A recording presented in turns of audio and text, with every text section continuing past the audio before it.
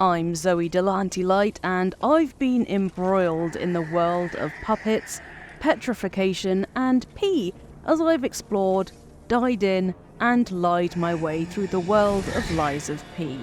Lies of P is a Soulsborne in the purest fashion. Difficult enemies, precise timing, and a rich world can all be found within its bell epoch streets. Consequently, there are inevitable comparisons to be made to Dark Souls and Bloodborne, as Lies of P is blunt about the fact that it does aim to emulate From Software's titles. To me, Lies of P is a worthy entry into the Soulsborne genre, however, it lacks the finesse and precision required for a truly excellent Soulsborne. I'll explain why that is in my review, so let's begin.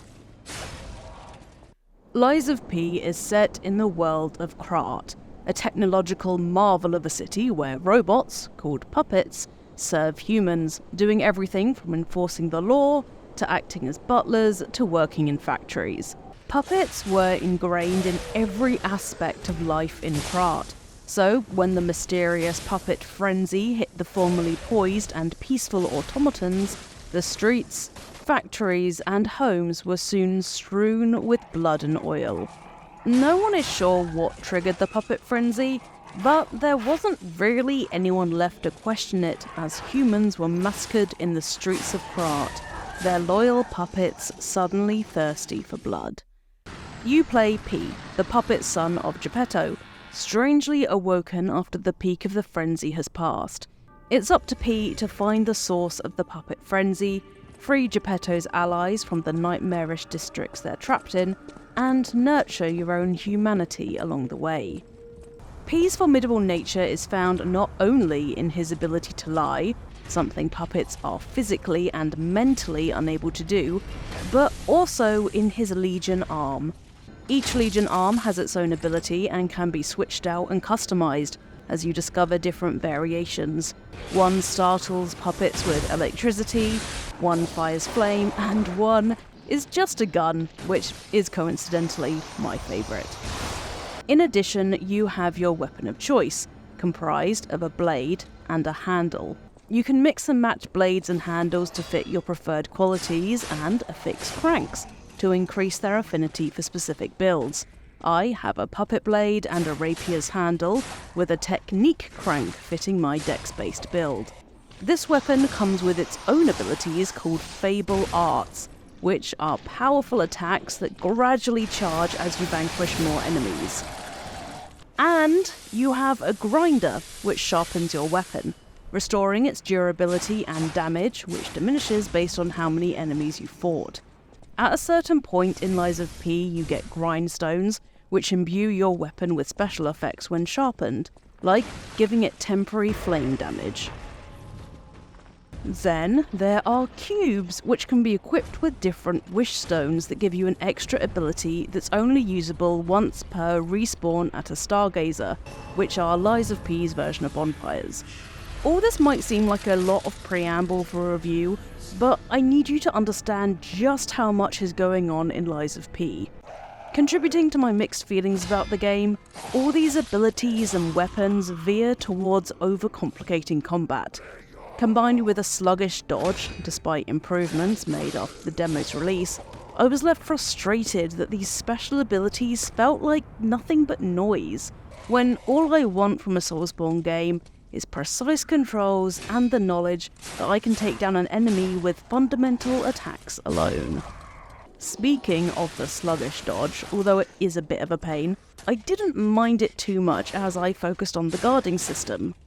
Lies of P loves this system, and as time went on, so did I. Guarding is basically a parry. Get a perfect guard indicated by this orange flash, and you can stagger your enemy, opening them up to your blade's devastating attack. Upon guarding, you lose a chunk of health, just like if you took plain damage, but damaging the enemy in the period immediately following a successful guard regenerates that health. It's a system that places an incalculable amount of emphasis on guarding and perfect guards rather than dodging, which I love. The precision you need for a perfect guard is a reward in itself, but the health regen doesn't hurt.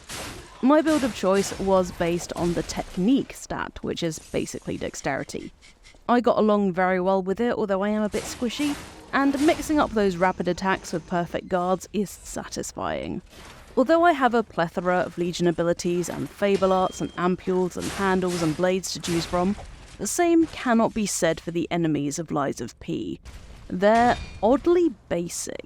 Not only in their design, there's only so many times I can fight a butler / worker / guard / porter puppet with a blunt weapon and not get bored, but also in their attacks. Even the bosses got dull after the first few tries, as their attacks are just uninspired. I know that sounds harsh, but that combined with their massive health turned a lot of the boss fights into an unenjoyable slog.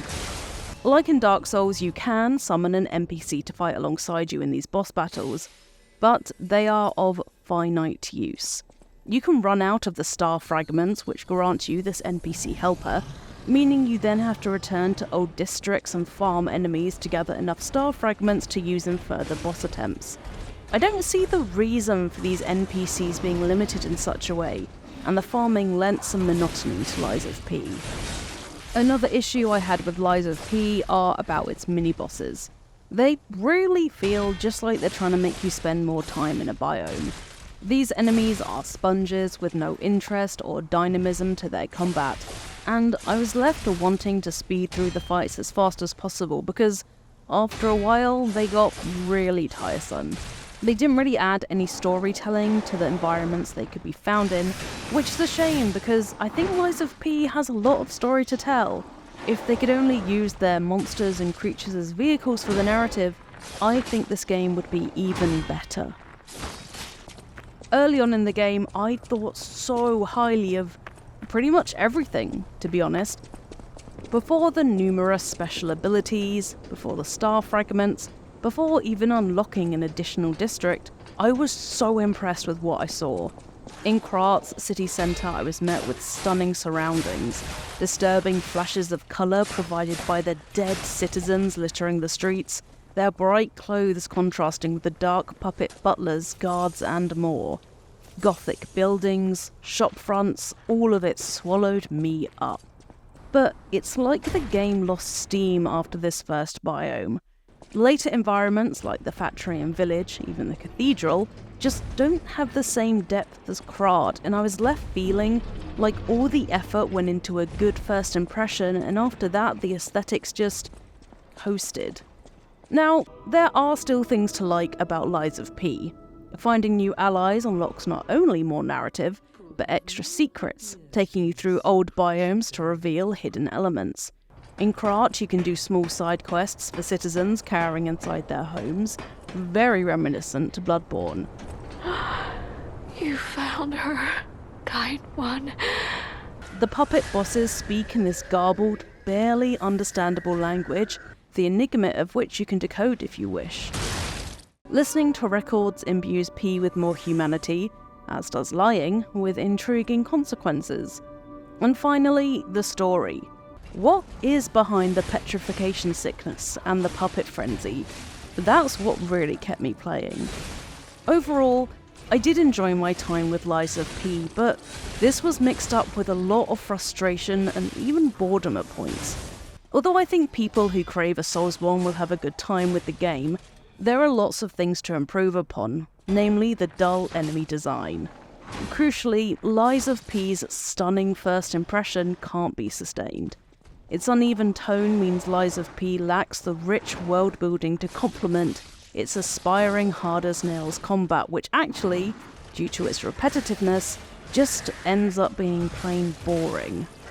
Like Kaylin's review on the Eurogamer website, I'd also give Lies of P a 3 out of 5.